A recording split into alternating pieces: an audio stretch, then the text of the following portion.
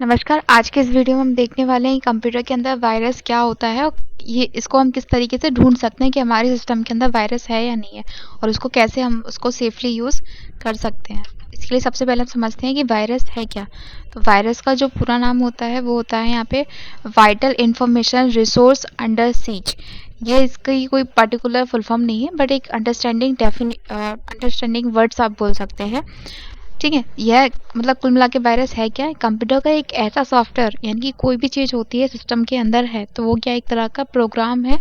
Programme से क्या बनता है? हमारा सॉफ्टवेयर। तो ये वायरस भी एक तरह का क्या है? प्रोग्रामिंग सॉफ्टवेयर होता है। जो उसका पूरा टारगेट क्या होता है कि हमारी कंप्यूटर की जितनी भी फाइल है बिना परमिशन के उन फाइलों को या तो वो डिलीट कर देता है, या फिर वो उस फाइल को क्या कर सकता है, वहाँ पे उसको वो चुरा लेता है, इन्फॉर्मेशन डिटेल्स को अपने पास ले लेता है। तो वो हमारा क्या कहलाता है? वायरस कहलाता है। क्लियर? अब वायरस के यहाँ पे प्रमुख हमें टाइप्स दिए गए हैं। जैसे पहला वायरस हमें दिया है boot sector virus.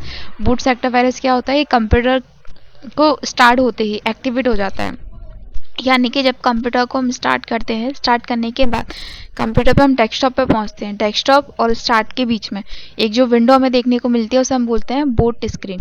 Boot screen में जब हम F1 F2 दबाते हैं कंप्यूटर के अंदर, तो उस स्क्रीन से बाहर नहीं जाने देता। यानी कि ये वायरस कौन सा होता है? जो कंप्यूटर स्टार्ट करने के बाद तुरंत दिखने मिल जाता है। नेक्स्ट है हमारा यहाँ पे फाइल वायरस। फाइल वायरस क्या होता है? जैसे .com .exe, यानी इन सारी फाइलों को वो ख़राब करता है, उसे हम क्या बोलते हैं? फाइल वायरस कहते हैं। इसके बाद आता है हमारा माइक्रो वायरस। माइक्रो वायरस क्या होता है? जैसे MS ऑफिस के किसी एक भाग में, या तो MS वर्ड हो, एक्सेल हो, पावर पॉइंट हो, या फिर आपका कोई दूसरा सॉफ्टवेयर हो, MS एक्सेस, मतलब वर्ड एक्सेल सही चल रहा है, बाकी का तीसरा सॉफ्टवेयर पे काम नहीं कर रहा, मतलब माइक्रो वायरस छोटे पार्टीशन में आ जाता है। नेक्स्ट होता है ट्रोजन वायरस। ट्रोजन वायरस क्या होता है? यह एक फ़ायदेमंद ऐप बनकर हमें धोखा देता है। मतलब पहले तो ऐप अच्छी चलेगी, देन बाद में क्या होता है, उसके अंदर वायरस अपने आप एक्टिवेट हो जाता है। नेक्स्ट होता है वार्म वायरस। वार्म वायरस क्या होता है?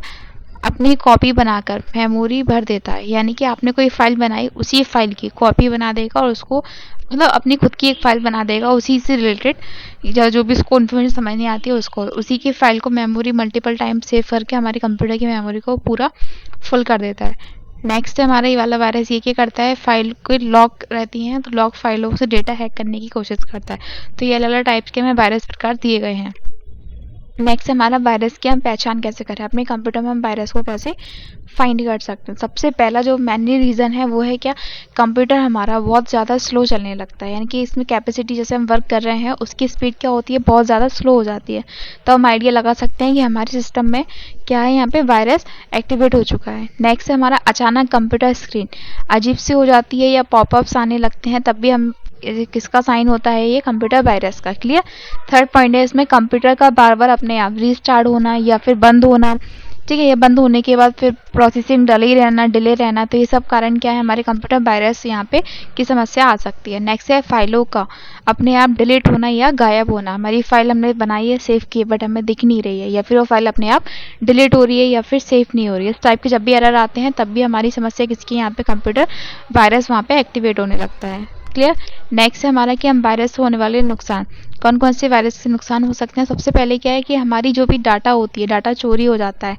हमारा डाटा को अगर हैक कर लिया जाता है तो हम जो भी इन्फॉर्मेशन डाल रहे हैं वो इन्फॉर्मेशन हमें किसी और को, मतलब डाटा को अपने पास वो स्टोर करके रख लेता है। नेक्स्ट हमारा ऑपरेटिंग सिस्टम जो होते हैं, जैसे विंडो 7, विंडो 8, विंडो 9, ये सारे क्या होते हैं? क्रैश हो जाते हैं। कंप्यूटर की स्पीड भी खत्म हो जाती है और बहुत ही ज़्यादा स्लो वर्क करने लगता है। और बैंक पासवर्ड और लॉगिन डिटेल्स का खतरा रहता है। जैसे काफ़ी लोग हैं, गूगल क्रोम पे जाके हम लोग नेट बैंकिंग करते हैं तो वहाँ पे अपना आईडी पासवर्ड सेव रखते हैं, तो वहाँ पे उसकी भी डिटेल्स को चुराने का खतरा रहता है यहाँ पे।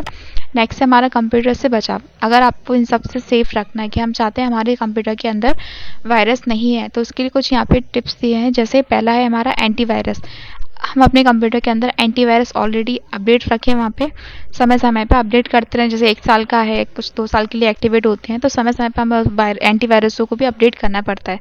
अगर एंटीवायरस अपडेट नहीं करते हैं तो उन्हीं में से फिर हमारा वायरस एक्टिवेट हो जाता है।